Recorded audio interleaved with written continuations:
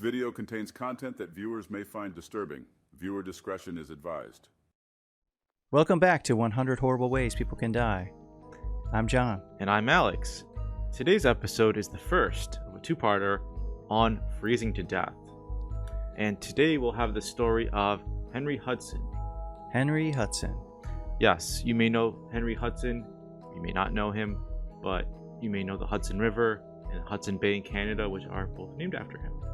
Hudson Bay, Hudson Bay, that's huge, right? It's ginormous. Yeah, it's 3 times the size of the Baltic Sea, which I actually don't know how big the Baltic Sea is, so that means nothing to me. And it's in Canada, right? Like, it's part of Canada? In Canada. Yeah, it's north of the Great Lakes.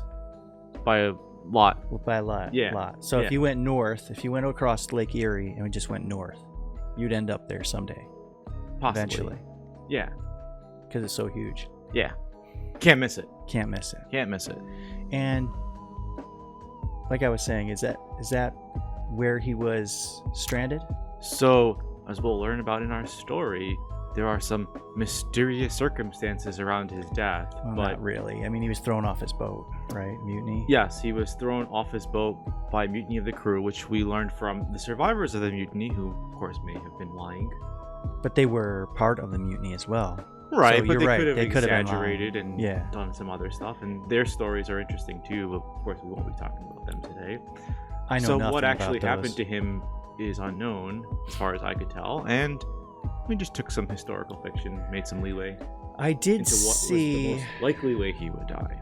Right, I did see something online about some speculation that because it was him, his son, and some sick crew members and some loyalists that were put on this small boat, right?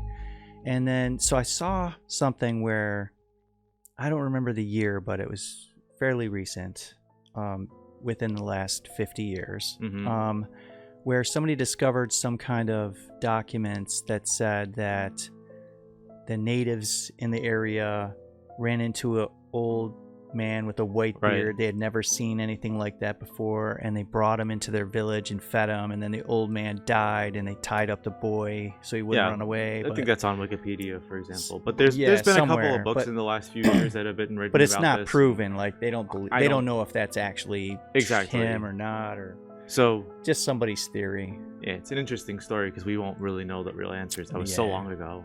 Right.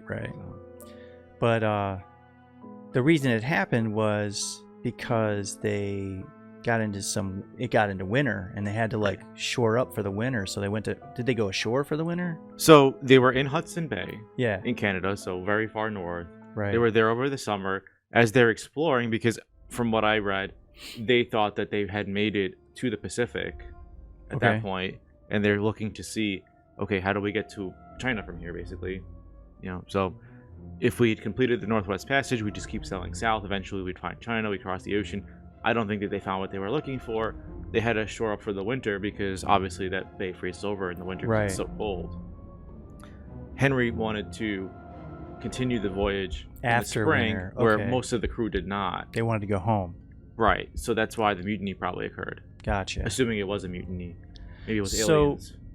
So when they started this mutiny, it was probably...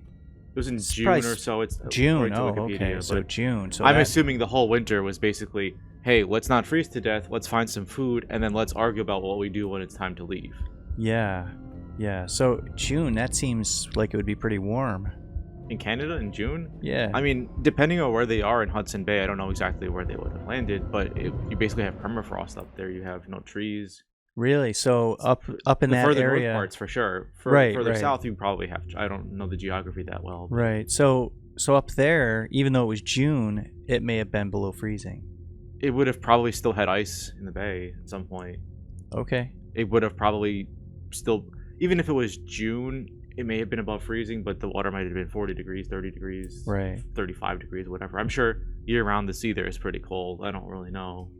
All right, so this will be a pretty interesting story then. Yeah.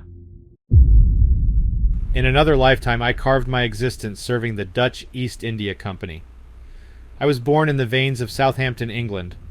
My father, an accountant at the port, and my mother, tending to a brood of 8, eked out a living in a townhouse clinging to the harbor's edge.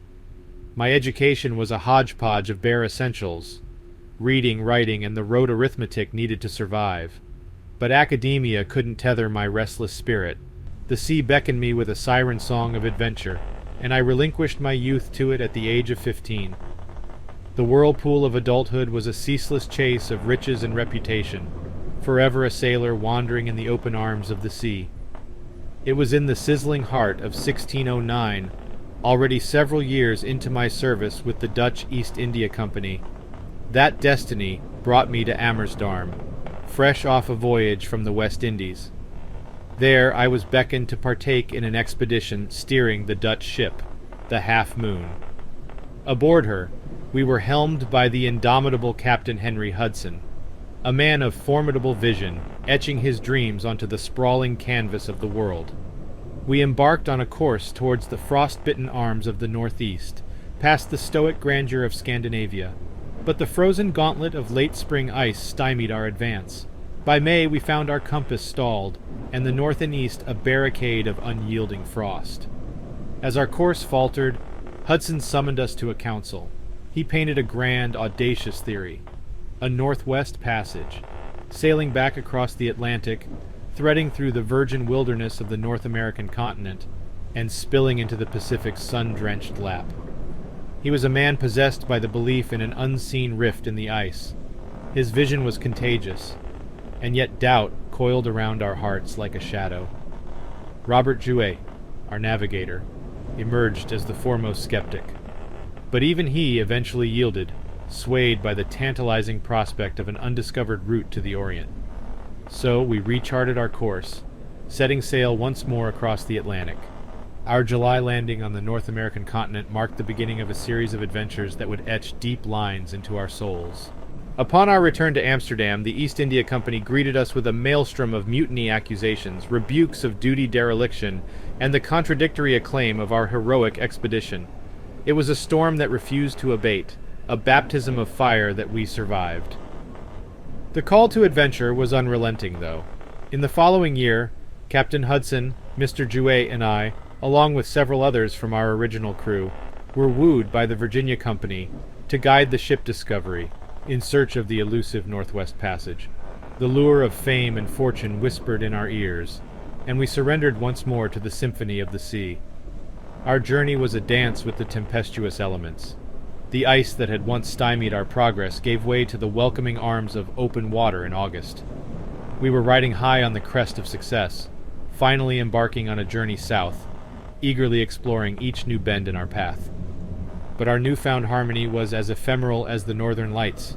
The absence of open waters bred tension, simmering beneath the surface like a dormant geyser. Winter's chilling grasp soon ensnared us, forcing us to moor on shore to hibernate. The crew was restless, a simmering pot of discontent threatening to boil over. In the heart of the endless winter, Hudson's persistent desire to forge ahead stirred the latent mutiny to life. Eventually, a coup was staged. The rogue crew turned their backs on us, wielding their betrayal like a knife. We were abandoned at gunpoint, given a smaller boat, and left to seek the Northwest Passage or face our doom. Our ordeal worsened as our vessel struck an unseen rocky outcrop. Icy water rushed in, the unforgiving sea swallowing us whole. But we were seafarers, born and bred in the crucible of the ocean, and we waded ashore before our boat vanished into the depths. Our survival became a testament of human will and desperation. With each passing moment, the biting cold claimed a part of us.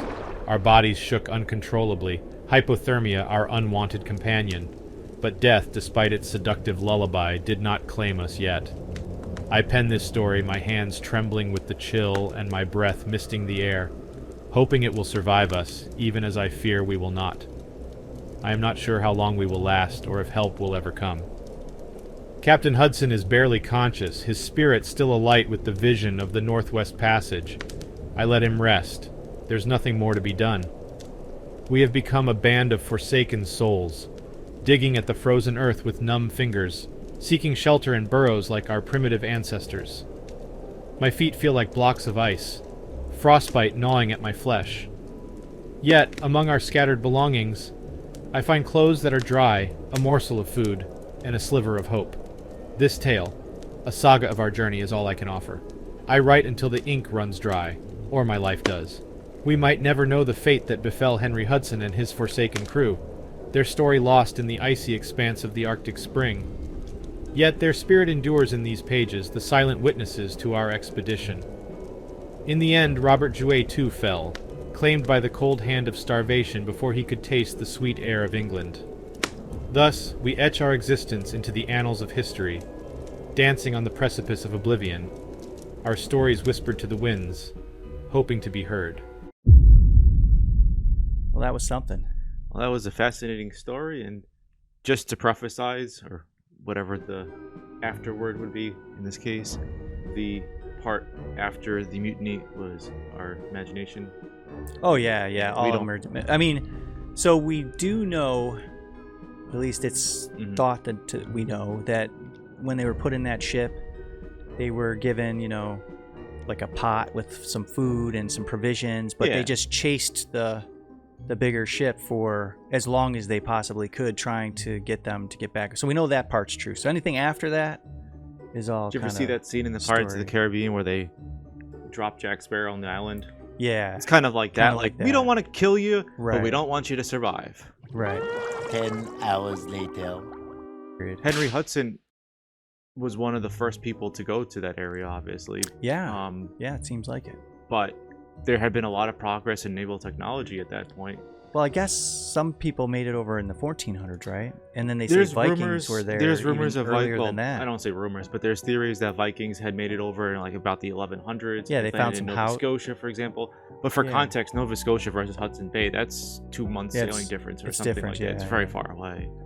Yeah, much further north. It's like saying I landed in America versus I went to like the Great Lakes inside and all the way in there and managed to get up there. And that's if you don't know your way, you're not going to make it. And I believe Henry Hudson was the first person to actually sail the Hudson River up north. That's probably why they gave him the name for it. Yeah, the name. So I don't know. I don't think we touched on it in the story much, but actually one of the reasons the Dutch got claimed to what is now New York was because of Henry Hudson. Oh, okay. He was doing it he was hired by the Dutch? He was hired by the Dutch East India Company, and that's how they were able to get claims on that area, because he had sailed all the way to what is now Albany. Yeah, that East Indian for company was huge back in those days. How many years was that? Like 70 years or something that New York was a Dutch settlement? Wouldn't it be crazy if that company still existed today, only under a different name? That's a question for our conspiracy theorists out there. I have no idea. If you know of anything like this, let us know. And there are companies. I think there's one in Japan that's from like the 1100s or something. Yeah, there's really old companies out there, but that specific company I think is a pretty infamous company, known for doing some shady things as well. So. Well, at one point they were the biggest entity in the world. Right, huge. Or something like that. So, and I saw that in a good documentary called Pirates of the Caribbean 3. I haven't seen that one. Haven't seen that one? No. I think it was 3 or 2. One of the two. All right. True story. Maybe I'll have to too. Watch some more Jack Sparrow and find out for myself. Yes. Okay. Should we talk a little bit about freezing? I think we need to. So, what do you think the stats are on people freezing to death? Well, worldwide or... Let's just do U.S. because we probably don't have that many listeners outside the U.S. And if we do, sorry. I think it's also important to note that the numbers of people freezing to death is directly dependent on your location, right? Yeah. I don't think there's too many people freezing to death in like the middle of the jungle. On the equator. Yeah. I mean, they could be if they're in the mountains, but if there's not... Is there mountains on the equator? Oh, yeah. And you could freeze? for example. Oh, yeah, I guess you could. The snows of Kilimanjaro, yeah. which are supposed to not be there anymore. I don't know. I think they're still there. Did they say that? Yeah, that was in some UN report from whatever, and I think they're still there. Anyway, so it's about 1,500 people a year, give or take, in the U.S. that freeze to death, and I believe freezing is much more common than the opposite of it, a heat death. So I don't remember the exact number for heat death. I'd have to look that one up, but this is different, right? So what was your number? 1,500 a year. 1,500. So it does vary, of course. So I have from New York State 15. Well, that's just New York State, right? That sounds very low. I mean, still sounds low, doesn't it? This past winter in Buffalo, we had 50 people die from our blizzard. Let's see what it says for the U.S. Sounds very inaccurate. 1,330 people died of cold exposure. each year in the U.S. Okay, so about the same. It varies year to year quite a bit. And that's according to the National Institute of Health. Yeah. So that sounds pretty accurate to me. So what was interesting was when I was digging into that a little bit, I saw something from one of the National Homeless Institutes, an advocacy group for the homeless in the US. And they estimated over 700 homeless people a year freeze to death. So out of that 1,300 number that you're quoting, mostly homeless. It could be as high as 50% of that is homeless people. Which makes sense also because one of the other key factors in determining if you freeze to death is your proximity to freezing temperatures. And if you're in a home, you're much less likely to freeze than if you're outdoors. And true. A lot of the other people freezing to death are probably sporting or outdoor enthusiasts. I think the numbers were something like 70 to 80% of or more of the people freezing to death were male, because they're more likely to take into winter sports. Take a risk too. Snowboarding or ice fishing or snowmobiling. So, like anything else we see, men have much more lifestyle deaths than anything else. So to avoid freezing to death, I'm just going to throw out there that it takes 30 to 90 minutes in 32 degree or less weather to cause death. And it could be as little as 15 to 45 minutes depending on how you're dressed. Even less than that depending on where you are. I'm saying at 32 degrees. Oh, I see. Okay. So I missed that part. Yeah, so 32 degrees or so, 30 to 90 minutes. 30 degrees or 32 or less, it could take 15 to 45 minutes, and it's all depending on how you're dressed. So so dress warm if you're going outside. I know a lot of people think, oh, I'm just like going into the car and out of the car, I'm just gonna head to the store or whatever. Store's 20 minutes away, something happens, you get stuck on a highway, which happens where we're in Buffalo. So in Buffalo, you can be on the highway, next thing you know, you're up there for 2 days. And people do die that because way. of the blizzard. Yeah. So even though if you're taking a short trip to the store or whatever, dress warm, or make sure you have warm clothing in your car. Right. Don't take that chance. That's one way to avoid freezing to death. Yeah, there's a couple other safety tips we can have. Sometimes it's not even about just being warm. Sometimes being warm is too much. You don't want to get into a situation where you sweat, get wet, and then don't have a way to dry off, because that actually makes you hypothermia faster, or get hypothermia faster. Right. So having the right gear and right clothing is extremely important. If you live in a northerly climate, you're going to have exposure to freezing temperatures every year. Yeah, you'll get. You know when it's going to happen for the most part. You really should look into that. If you're not, if you're not from that area, take some time. It only takes an hour or two to watch a good video on YouTube. True. Not hours, because we don't really know this stuff so well. Right. And so what's our next story going to be? Our part 2 story. Our part 2 story is a tale from the American Revolution. It's George Washington and stuff, right? Partially. So everybody knows about, well, not everybody, but a lot of people know about Valley Forge and the harsh winter we had there. Turns out it wasn't the harshest winter our American troops had during the Revolutionary War. That's right. In the winter of 1779, it was possibly the coldest winter in recorded history in the U.S. Ever. Supposedly, the Hudson River, that we just learned about the namesake, froze over, and you could walk between the islands of New York City. Niagara Falls supposedly froze over. You could walk over to Canada. Crazy. Though there weren't really any people there to do it. Right. But there was something like 26 storms that hit their encampment that winter. So that's going to be our next show then, right? Yeah. All right. Well, until next time, stay safe out there.